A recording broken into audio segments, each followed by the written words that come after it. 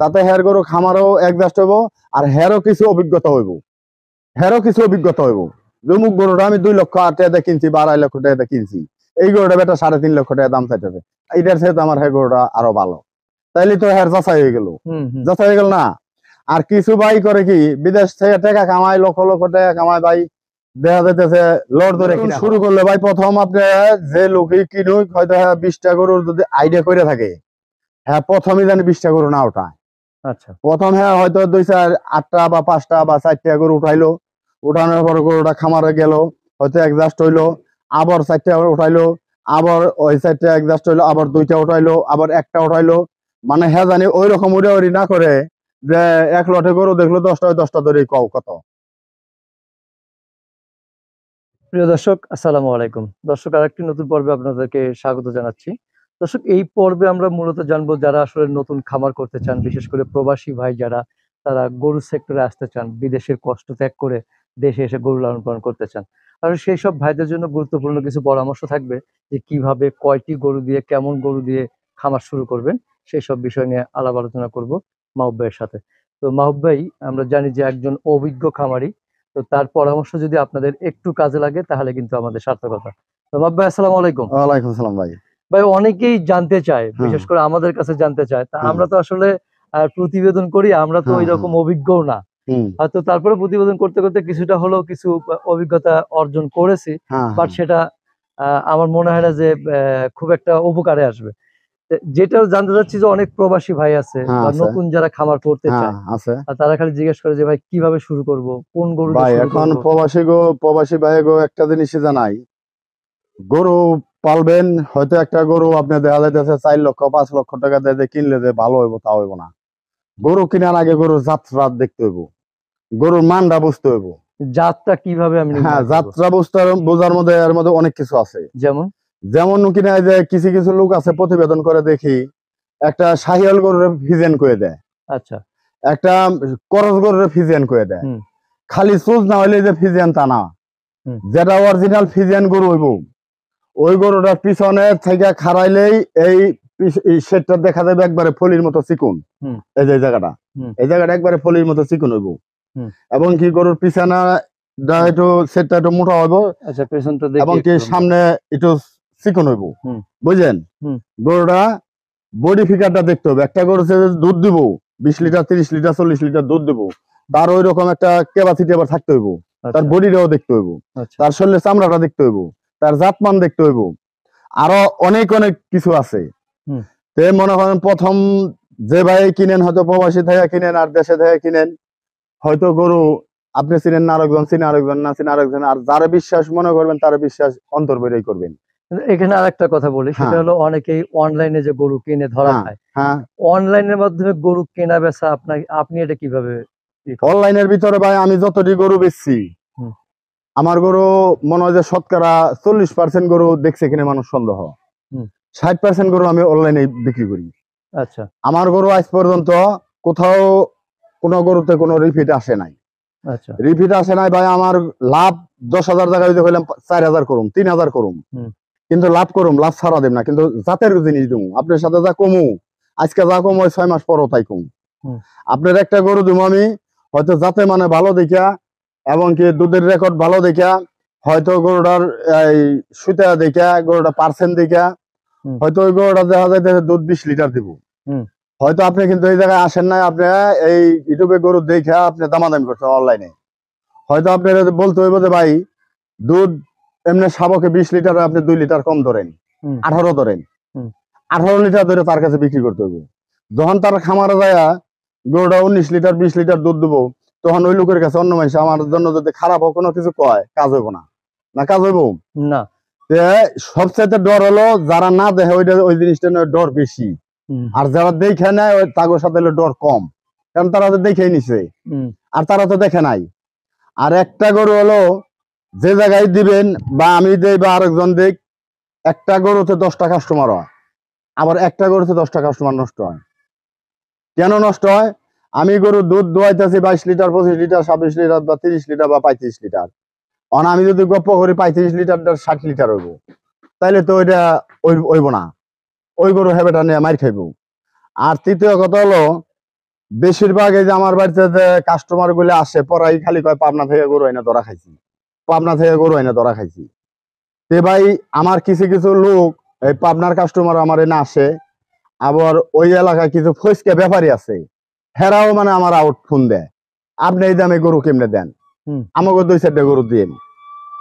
হয়তো কই যে ভাই ভালো লাগলে নিয়েন, না হলে নাই। কালকে এক পাবনার কাছে 2টা গরু বিক্রি করছি, হ্যাঁ কইছে ভাই ইউটিউবে বললেন না, তারপরে বইলে হালাইলাম। কিন্তু মনে করেন যে ভাই গরু সবসময় আপনারা যত যাই কন, এই পাবনার গরু বা বিভিন্ন এলাকার গরু আর মানিকগঞ্জের গরু আকাশ পাতাল ব্যবধান। আচ্ছা, আকাশ আর পাতাল ব্যবধান। মানিকগঞ্জের গরু বাংলাদেশের মধ্যে এখন শ্রেষ্ঠ গরু মানিকগঞ্জের গরু। কারণ কেন মানিকগঞ্জের গরু হলো অ্যাকুরেট গরু, এগুলোর মধ্যে কোনো ভেজাল নাই।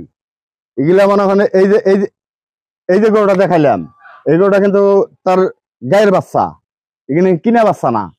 কিনা বাচ্চা হলে একটা দেশাল গরুর পেটে অস্টল বাচ্চা হয়, কিন্তু ওইটা কিন্তু ওই রকম অস্টল হইব না, ওই রকম হলস্টেইন ফ্রিজিয়ান হইব না। আর যদি একটা হলস্টেইন ফ্রিজিয়ানের পেটে একটা হলস্টেইন ফ্রিজিয়ান, ওটা ভালো হইব। আচ্ছা, আর যেটা হলো মোটামুটি নতুন শুরু করলে হ্যাঁ, কয়টি গরু দিয়ে শুরু করা নতুন উচিত? শুরু করলে ভাই প্রথম আপনি যে লোকই কিনুক, হয়তো 20টা গরুর যদি আইডিয়া করে থাকে, হ্যাঁ প্রথমে জানি 20টা গরু না ওঠায়। আচ্ছা, প্রথম হ্যাঁ হয়তো 2-4-8টা বা 5টা বা 4টা গরু উঠাইলো, উঠানোর পর গরুটা খামারে গেল, হয়তো অ্যাডজাস্ট হইলো, আবার 4টা উঠাইলো, আবার ওই 4টা অ্যাডজাস্ট হইলো, আবার 2টা উঠাইলো, আবার একটা উঠাইলো। মানে হ্যাঁ জানি ওই রকম উড়াউড়ি না করে, যে এক লটে গরু দেখলো 10টা ধরে কও কত, ওইভাবে নিলে হ্যাঁ ধরা খাইবো। আচ্ছা, ওইভাবে হ্যাঁ না কিনা ওই 2টা 3টা 4টা একটা এইভাবে করে গরু কিনবো, তাতে হের গরু খামারও অ্যাডজাস্ট হইব, আর হেরও কিছু অভিজ্ঞতা হইব। জমুক গরুটা আমি 2 লক্ষ টাকা কিনছি বা 2.5 লক্ষ টাকা কিনছি, এই গরুটা বেটা 3.5 লক্ষ টাকা দাম চাইতেছে, এইটার সাথে আমার হ্যাঁ গরুটা আরো ভালো, তাইলে তো হ্যাঁ যাচাই হয়ে গেল, যাচাই হয়ে গেল না।